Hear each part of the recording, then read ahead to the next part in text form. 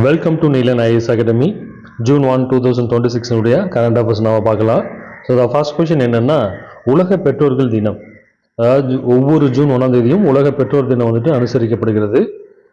இதனாலாம் எவ்வித பலனும் எதிர்பார்ப்பும் இல்லாமல் இவ்வுலகில் என்னை நேசிக்கவும் ஆதரிக்கவும் இருக்கும் ஜீவன்கள் என்னுடைய அப்பா அம்மா தான். ஸோ இருவருக்கும் பெற்றோர் தின நல்வாழ்த்துக்கள். ஸோ அந்த பெற்றோர்கள் வந்துட்டு போற்றும் வகையில் பார்த்தீங்கன்னா ஜூன் 1ஆம் தேதி வந்துட்டு உலக பெற்றோர்கள் தினம் வந்துட்டு நம்ம செலிப்ரேட் பண்றோம். ஒவ்வொரு பெற்றோரும் குழந்தைகளுக்காண்டி செய்யப்படும் தன்னலமற்ற அர்ப்பணிப்பு மற்றும் தியாகத்தை வந்துட்டு போற்றும் வகையில ஐக்கிய நாடுகள் சபை, அதாவது யுனைடெட் நேஷனல் ஜெனரல் அசம்பிளி 2012 உலக பெற்றோர் தினம் வந்துட்டு அறிவிக்கப்பட்டது. பட் வந்துட்டு 2013 ஜூன் 1ஆம் தேதி கடைபிடிக்கப்பட்டது. பெற்றோர்கள் குழந்தைகளின் வளர்ச்சி, கல்வி, நலன் மற்றும் சமூக முன்னேற்றத்தில் ஆற்றும் பங்களிப்பு வந்துட்டு பாராட்டும் வகையில் வந்துட்டு இந்த ஜூன் 1ஆம் தேதி வந்துட்டு நம்ம உலக பெற்றோர் தினம் வந்துட்டு செலிப்ரேட் பண்றோம். உலக பெற்றோர் தினத்தினுடைய முக்கிய குறிப்புகள் பார்க்கும்போது, ஸோ உலக பெற்றோர்கள் தினம் அனுசரிக்கப்படும் நாள் வந்துட்டு ஜூன் 1. இந்த தினத்தை வந்துட்டு அறிவித்த அமைப்பு எதுனா யுனைடெட் நேஷனல். அறிவிக்கப்பட்ட ஆண்டு 2012. பட் வந்துட்டு 2013 தான் நடைமுறைக்கு வந்தது, ஜூன் 1 இருந்து. இதுல இருந்து உலக பெற்றோர் தினம் வந்துட்டு எப்பொழுது கடைபிடிக்கப்படுதுன்னா ஜூன் 1. உலக பெற்றோர் தினத்தை அறிவித்த அமைப்பு எதுனா யுனைடெட் நேஷன்.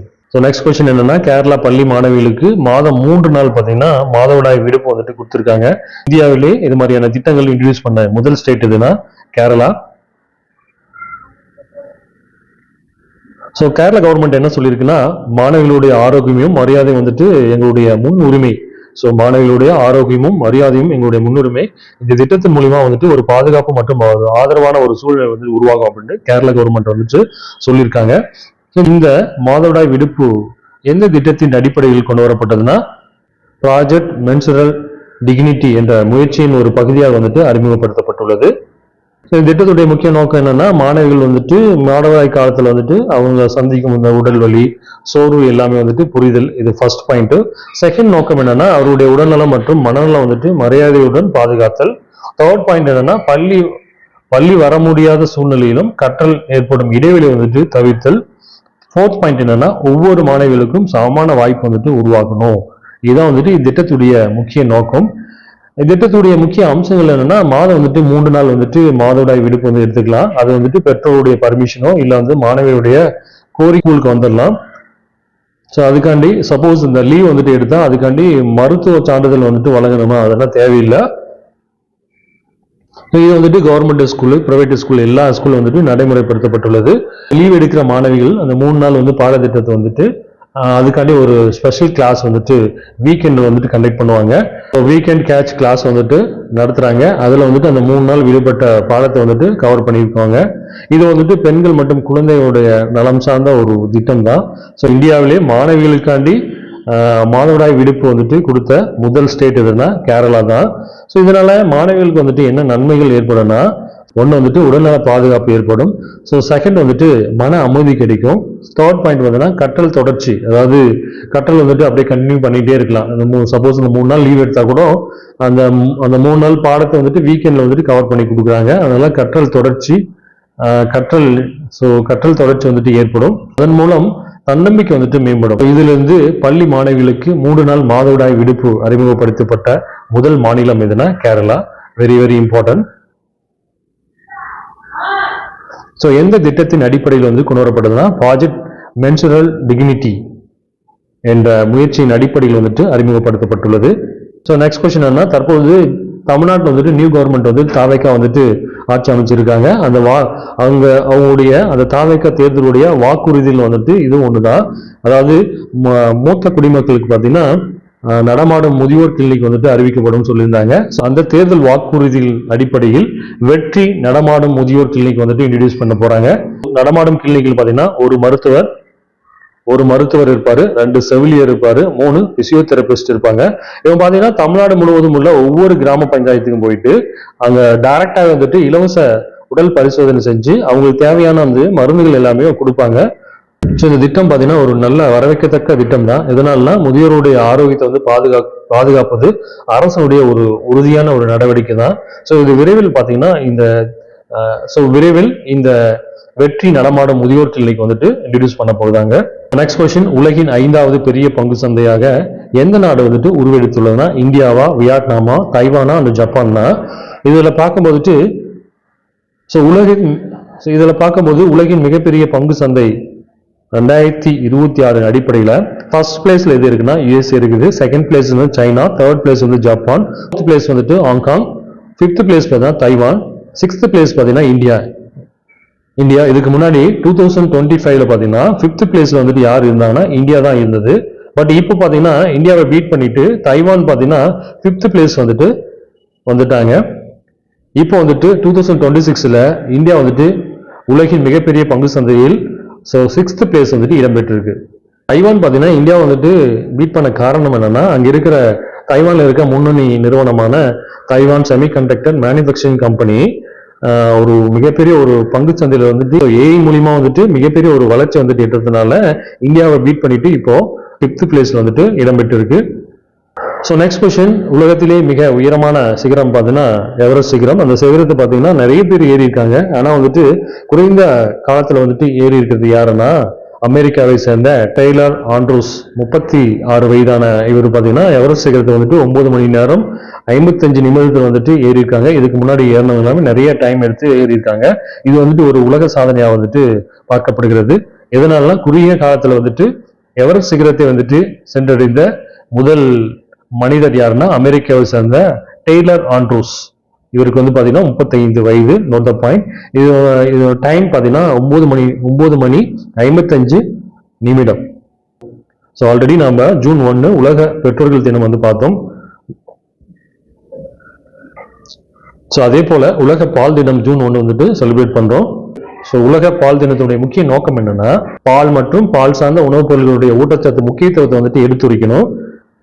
அது மட்டும் இல்லாது உலக அளவில் பால் உற்பத்தி, பாலுடைய விவசாயம் மற்றும் பால் துறையை வந்துட்டு பொருளாதார பங்களிப்பு வந்துட்டு குறித்த விழிப்புணர்வு வந்துட்டு ஏற்படுத்தணும். ஸோ அதன் அடிப்படையில் 2001 ஃபுட் அண்ட் அக்ரிகல்ச்சர் ஆர்கனைசேஷன் வந்துட்டு இந்த உலக பால் தினத்தை வந்துட்டு அறிவித்தது. இது ரிலேட்டடான முக்கிய தகவல் என்னன்னா உலக பால் தினம் அறிவிக்கப்பட்ட நாள் எதுனா ஜூன் 1. அறிமுகப்படுத்திய ஆண்டு பார்த்தீங்கன்னா 2001. அறிமுகப்படுத்திய அமைப்பு எதுனா food and agriculture organisation FAO. So ரிலேட்டடான கொஸ்டின்ஸ் என்னன்னா உலக பால் தினம் எப்பொழுது கடைபிடிக்கப்படுதுன்னா ஜூன் 1. உலக பால் தினத்தை அறிமுகப்படுத்திய அமைப்பு எதுனா food and agriculture organisation FAO. Next question என்னன்னா இந்தியாவில் வந்துட்டு IPL 2026 வந்து நடைபெற்றது. இதுல வந்துட்டு யார் வின் பண்ணாங்கன்னா RBC தான். ஃபைனல்ல குஜராத் டைட்டில் அணி பீட் பண்ணிட்டு IPL 2026 சாம்பியன் பட்டத்தை வந்துட்டு வின் பண்ணாங்க. 2025 மற்றும் 26 தொடர்ச்சியாக வந்துட்டு RBC வந்துட்டு வின் பண்ணியிருக்காங்க. ஸோ நெக்ஸ்ட் இம்பார்ட்டன்ட் கொஸ்டின் என்னன்னா 1.2 பில்லியன் மதிப்பிலான பாதுகாப்பு திட்டத்தின் கீழ் இந்தியாவினுடைய பிரம்மோஸ் ஏவுகணைகள் மற்றும் காமிகாசி ட்ரோன்கள் வாங்க ஆர்வம் காட்டிய நாடு எதுனா சைப்ரஸ். ஸோ சைப்ரஸ் இங்க இருக்கு. இதோடைய நியரஸ்ட் கண்ட்ரி பார்த்தீங்கன்னா டர்க்கி, சிரியா, லெபனான், இஸ்ரேல், எகிப்து. இந்த சைப்ரஸ் கண்ட்ரி பார்த்தீங்கன்னா தன்னுடைய நாட்டினுடைய பாதுகாப்பு வந்துட்டு பில்ட் பண்ணும். அதன் அடிப்படையில் பார்த்தீங்கன்னா இந்தியாவில் வந்துட்டு பிரம்மோஸ் ஏவுகணை மற்றும் வந்துட்டு ட்ரோன்கள் வந்துட்டு வாங்குறத வந்துட்டு சொல்லியிருக்காங்க. தன்னோட நாட்டுடைய பாதுகாப்பு வந்துட்டு வலுப்படுத்தணும். அந்த நோக்கத்துக்காண்டி இந்தியா வந்துட்டு பிரம்மோஸ் ஏவுகணை மற்றும் காமிகாஸ் என்ற ட்ரோன் வந்துட்டு வாங்கறது இருக்கிறாங்க.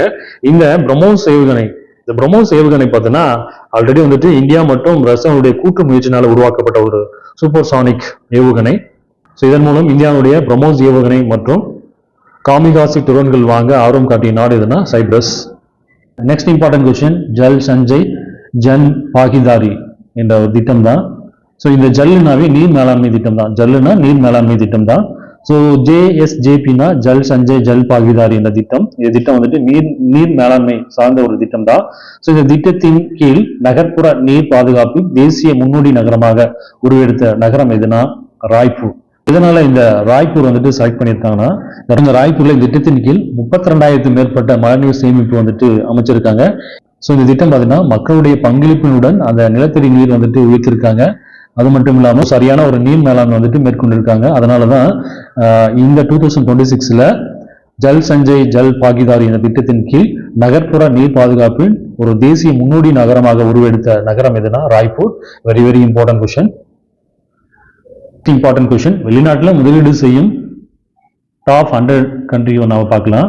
இதில் ஃபர்ஸ்ட் பார்த்தீங்கன்னா யூஎஸ், செகண்ட் வந்து சிங்கப்பூர், தேர்ட் வந்து ஜெர்மனி, அதுக்கப்புறம் Switzerland, Canada, Australia, UK, Japan, Netherlands, Denmark, இந்த டாப் 10 வந்துட்டு வரிசையில் வந்துட்டு இருக்காங்க. கொஸ்டின் எப்படி கேட்பாங்கன்னா, வெளிநாட்டில் முதலீடு செய்யும் கண்ட்ரி அடிப்படையில் ஃபர்ஸ்ட் கண்ட்ரி எதுனா யூஎஸ், செகண்ட் பிளேஸ் வந்துட்டு சிங்கப்பூர், ஜெர்மன், சுவிட்சர்லாந்து, இது அடிப்படையில் ஏதாவது கொஸ்டின்ஸ் வந்து கேட்கலாம். நெக்ஸ்ட் கொஸ்டின் என்னன்னா டிஆர்டிஓ. டிஆர்டிஓடைய விரிவாக்கம் என்னன்னா defence research and development organisation. இது பார்த்தீங்கன்னா 1958 இந்தியாவுடைய பாதுகாப்பு அமைச்சகத்தின் கீழ் வந்துட்டு உருவாக்கப்பட்ட ஒரு அமைப்பு தான். இந்த அமைப்பு வந்துட்டு இந்தியாவுடைய பாதுகாப்பு மற்றும் தொழில்நுட்ப வளர்ச்சி வந்துட்டு முக்கிய பங்களிக்கும் ஒரு முக்கியமான ஒரு நிறுவனம் தான் இந்த டிஆர்டிஓ. தற்பொழுது டிஆர்டிஓடைய தலைவர் யாருன்னா ராஜேஷ் குமார் சிங். ஸோ இந்த ரிலேட்டடான கொஸ்டின்ஸ் என்னன்னா டிஆர்டிஓட 2026 டிஆர்டிஓடைய தலைவர் யாருன்னா ராஜேஷ் குமார் சிங். இந்த டிஆர்டிஓ எந்த அமைச்சகத்தின் கீழ் வந்து செயல்படுகிறதுனா பாதுகாப்பு அமைச்சகத்தின் கீழ். So next question, Rajesh Kumar Singh வந்து தற்போது எந்த பதவியில் உள்ளார்னா பாதுகாப்புத்துறை செயலாளராக வந்துட்டு இருக்கிறாரு. ஸோ டிஆர்டிஓ வந்துட்டு நிறுவனம் எப்பொழுது வந்துட்டு ஆரம்பிக்கப்பட்டதுன்னா 1958. இந்தியாவின் பாதுகாப்பு தொழில்நுட்ப வளர்ச்சியில் முக்கிய பங்கு வகிக்கும் நிறுவனம் எதுனா DRDO, defence research and development organisation. Next question, உலகின் மிகப்பெரிய மின்சார நுகர்வோர் பார்த்தீங்கன்னா தற்பொழுது பார்த்தீங்கன்னா உலகத்தில் பார்த்தீங்கன்னா எந்த ஒரு செயலும் மின்சாரம் இல்லாம செய்ய முடியாது. மின்சாரம் என்பது நவீன உலகின் முதுகெலும்பா வந்து பார்க்கப்படுகிறது. எந்த ஒரு செயலுக்கும் மின்சாரம் இல்லாமல் எந்த ஒரு செயலும் வந்து நாம செய்ய முடியாது. அதாவது உலக இயக்கம் சக்தி பார்த்தீங்கன்னா மின்சாரமே இந்த அடிப்படையில. இந்த மின்சாரம் எதன் அடிப்படையில் வந்துட்டு நுகரப்படுகிறதுனா ஃபர்ஸ்ட் வந்துட்டு வீடுகள் மற்றும் அன்றாட வாழ்க்கைக்கு வந்துட்டு மின்சாரம் வந்துட்டு பயன்படுகிறது. அது இல்லாம தொழிற்சாலை மற்றும் உற்பத்திக்கு பார்த்தீங்கன்னா மின்சாரம் வந்து யூஸ் பண்ணுறது. அதுவும் இல்லாமல் டெக்னாலஜி, தொழில்நுட்பம் மற்றும் டிஜிட்டல் உலகத்து வந்து ரொம்ப ரொம்ப இம்பார்ட்டண்டா அடிப்படையில் வந்துட்டு நிறைய மின்சாரம் வந்து நுகரப்படுகிறது. முக்கியமாக வந்துட்டு போக்குவரத்து மற்றும் உட்கட்டமைப்பு வந்துட்டு நிறைய மின்சாரம் வந்து எடுத்துக்கிறோம். பிளஸ் வந்துட்டு மருத்துவம் சார்ந்த ரிலேட்டடா நிறைய நம்ம மின்சாரம் வந்து எடுத்துக்கிறோம். அதுக்கப்புறம் சுற்றுச்சூழல் மற்றும் நிலையான வளர்ச்சிக்கு வந்துட்டு நிறைய மின்சாரம் வந்துட்டு எடுத்துக்கிறோம். இந்த மின்சாரத்தை அதிகமாக யூஸ் பண்ற டாப் 10 கண்ட்ரி நம்ம பார்க்கலாம். ஸோ ஃபர்ஸ்ட் பார்த்தீங்கன்னா சைனா, செகண்ட் வந்துட்டு யூஎஸ், தேர்ட் வந்துட்டு இந்தியா, அதுக்கப்புறம் ரஷ்யா, ஜப்பான், பிரேசில், கனடா, தென்கொரியா, ஜப்பான் மற்றும் பிரான்ஸ். இது வந்துட்டு டாப் 10 வந்துட்டு அதிகமாக கரண்ட் யூஸ் பண்ற டாப் 10 கண்ட்ரி. இதுல இருந்து உலகத்தில் வந்துட்டு அதிக மின்சாரம் யூஸ் பண்ற கண்ட்ரி எதுனா சைனா. ஸோ இந்தியா பார்த்தீங்கன்னா 3வது இடம். Note the point, very very important. So next question, May 29, 2026 அன்று இந்திய கடற்படையின் 48வது துணை கடற்படை தளபதி யாருன்னா அஜய் கோச்சார். ஸோ ஆல்ரெடி இவர் கன்னரி மற்றும் மிசைல் சிஸ்டம் ரிலேட்டடா நிறைய வந்துட்டு அனுபவம் பெற்றாரு. அது மட்டும் இல்லாம ஐஎன்எஸ் விக்ரமாதித்தா உள்ளிட்ட முக்கிய போர் கப்பல்கள் வந்துட்டு தளபதியாக வந்துட்டு பணியாற்றிருக்காரு. ஸோ இதுக்கு முன்னாடி பாத்தீங்கன்னா அந்தமான் மற்றும் நிக்கோபார் கமாண்ட் அமைப்பின் தளபதியாக வந்துட்டு இருந்தாரு. நெக்ஸ்ட் கொஸ்டின் என்னன்னா விமான தாமதங்களை வந்துட்டு குறைக்க உதவும் இந்தியாவின் முதல் ஸ்கை காஸ்ட் அமைப்பு வந்துட்டு எங்கு தொடங்கப்பட்டுள்ளதுன்னா இந்திரா காந்தி சர்வதேச விமான நிலையம் எங்க இருக்குன்னா டெல்லியில இருக்கு. ஸ்கை காஸ்ட் அமைப்பு பாத்தீங்கன்னா பனிமூட்டம், காற்றழுத்தம், காற்றினுடைய வேகம், காட்சித்திறன் மற்றும் வளிமண்டல நிலை வந்துட்டு கண்காணித்து வந்துட்டு டைரக்டா அந்த பைலட் வந்துட்டு இன்ஃபார்ம் பண்ணுவாங்க. இதன் மூலம் விமான தாமதம் மற்றும் விமானத்துடைய ரத்து வந்துட்டு குறைக்கப்படும். இந்த திட்டத்தை வந்துட்டு டாக்டர் ஜிதேந்திர சிங் அவர் வந்துட்டு தொடங்கி வச்சாரு. இந்த அமைப்பை நிறுவிய 19வது கண்ட்ரினா இந்தியா. ஸோ ரிவிஷன் பார்க்கலாம். ஸோ உலக பெட்ரோல் தினம் வந்துட்டு எப்பொழுது வந்துட்டு அனுசரிக்கப்படுதுன்னா ஜூன் 1ஆம் தேதி. ஸோ எந்த அமைப்பால் வந்துட்டு அனுசரிக்கப்படுதுன்னா யுனைடெட் நேஷனல் ஜெனரல் அசம்பிளி. எப்பொழுது வந்துட்டு அறிவிக்கப்படுதுன்னா 2012. ஸோ எப்பொழுது வந்துட்டு இம்ப்ளிமெண்ட் பண்ணாங்கன்னா 2013. ஸோ கேரளாவில் மாணவிகளுக்கு வந்துட்டு 3 மாதம் வந்துட்டு மாதவிடாய் விடுப்பு வந்துட்டு விட்டுருக்காங்க. ஸோ யாருன்னா கேரளா கவர்மெண்ட். எந்த திட்டத்தின் அடிப்படையில் பார்த்தீங்கன்னா ப்ராஜெக்ட் மென்சுரல் டிக்னிட்டி. ஸோ எத்தனை நாள் லீவ் கொடுப்பாங்கன்னா 3 நாள். இது அந்த மாணவிகள் பார்த்தீங்கன்னா 3 நாள் லீவ் எடுப்பாங்க. அந்த 3 நாள் விடுபட்ட பாடத்தை பார்த்தீங்கன்னா இந்த பாடத்தை பார்த்தீங்கன்னா வீக்கெண்ட் கேட்ச் ஆப் கிளாஸ் மூலிமா நடத்தி கொடுப்பாங்க. ஸோ நெக்ஸ்ட் வெற்றி நடமாடும் முதியோர் கிளினிக் திட்டம் வந்துட்டு விரைவில் வந்துட்டு அறிமுகப்படுத்த இருக்கிறது. ஸோ இது முதல் கட்டமாக பார்த்தீங்கன்னா 1000 நடமாடும் முதியோர் கிளினிக் வந்துட்டு அறிவிக்கப்படும். இந்த கிளினிக்ல பார்த்தீங்கன்னா ஒரு மருத்துவர், 2 செவிலியர், 3 பிசியோதெரபிஸ்ட் இருப்பாங்க. உலகின் 5வது பெரிய பங்கு சந்தை வந்துட்டு எந்த நாடு உருவெடுத்துள்ளதுன்னா தைவான். இதில் ஃபர்ஸ்ட் பார்த்தீங்கன்னா யூஎஸ், செகண்ட் வந்துட்டு சைனா, தேர்ட் வந்து ஜப்பான், ஃபோர்த் வந்து ஹாங்காங், ஃபிஃப்த் பார்த்தீங்கன்னா தைவான், சிக்ஸ்த் பார்த்தீங்கன்னா இந்தியா. ஸோ இந்தியாவை பீட் பண்ணிட்டு இப்போ தைவான் வந்திருக்காங்க. 2025 பார்த்தீங்கன்னா இந்தியா வந்துட்டு 5th பிளேஸ்ல இருந்தது. இப்போ 2026 பார்த்தீங்கன்னா இந்தியா வந்துட்டு பீட் பண்ணிட்டு தைவான் வந்துட்டு 5th பிளேஸ் வந்து போயிருக்கு. ஸோ எவரெஸ்ட் சிகரத்தை வந்துட்டு குறைந்த நேரத்தில் வந்துட்டு ஏறிய நபர் யாருன்னா டெய்லர் ஆண்ட்ரூஸ், வயது 36 வயது. இவர் வந்துட்டு 9 மணி 55 நிமிடங்கள் வந்துட்டு கலைந்து, ஸோ 9 மணி 55 நிமிடங்கள் வந்து அடைந்து உலக சாதனை வந்து படிச்சிருக்காரு. ஸோ உலக பால் தினம் ஜூன் 1. இந்த உலக பால் தினத்தை வந்துட்டு இன்ட்ரடியூஸ் பண்ணது யாருன்னா 2001 food and agriculture organisation FAO என்ற அமைப்பு வந்துட்டு அறிமுகப்படுத்தியது. 2026 IPL சாம்பியன்ஷிப்பை வந்துட்டு யார் வந்துட்டு வின் பண்ணாங்கன்னா RBC. ஸோ 1.2 பில்லியன் மதிப்பிலான இந்தியாவுடைய பிரம்மோஸ் மற்றும் காமிசாகி ட்ரோன்கள் வாங்க ஆர்வம் காட்டிய நாடுன்னா சைப்ரஸ். ஜல் சஞ்சய் ஜல் பாகிதாரி திட்டத்தின் கீழ் நகர்ப்புற நீர் பாதுகாப்பின் தேசிய முன்னோடி நகரமாக உருவெடுத்த நகரம் எதுனா Raipur. Very very important. So வெளிநாட்டில் முதலீடு செய்யும் நாடுகளை பார்க்கும்போது ஃபர்ஸ்ட் வந்துட்டு US, செகண்ட் சிங்கப்பூர், தேர்டு பார்த்தீங்கன்னா Germany. So next important defence research and development organisation DRDO, அதனுடைய தலைவர் யாருன்னா ராஜேஷ் குமார் சிங். 2026 உலகின் மிகப்பெரிய மின்சார நுகர்வு அடிப்படையில் சீனா ஃபர்ஸ்ட், செகண்ட் வந்துட்டு US, தேர்டு பார்த்தீங்கன்னா இந்தியா. ஸோ 2026 மே 29 அன்று 48வது துணை கடற்படை தளபதி யாருன்னா Ajay Kochhar. So very very important. விமானம் தாமதங்களை வந்து குறைக்க இந்தியாவில் முதல் வந்து ஸ்கை காஸ்ட் அமைப்பு வந்துட்டு எங்கு தொடங்கப்பட்டதுன்னா இந்திரா காந்தி இன்டர்நேஷனல் ஏர்போர்ட், எங்கன்னா நியூ டெல்லி. ஸோ இந்த மாதிரி அமைப்பு வந்துட்டு நிறுவிய 19வது நாடு எதுனா India. Note the point. Okay, thank you.